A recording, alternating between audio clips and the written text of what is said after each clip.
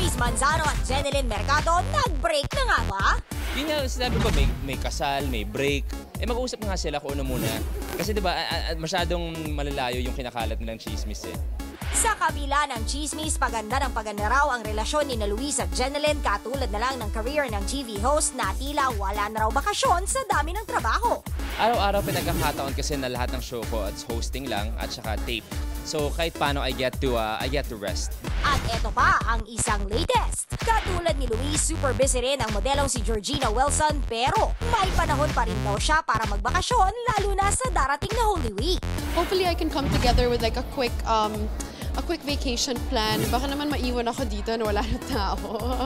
At kung ang iba balak ang mga ibang bansa, ibahin natin itong si Georgina.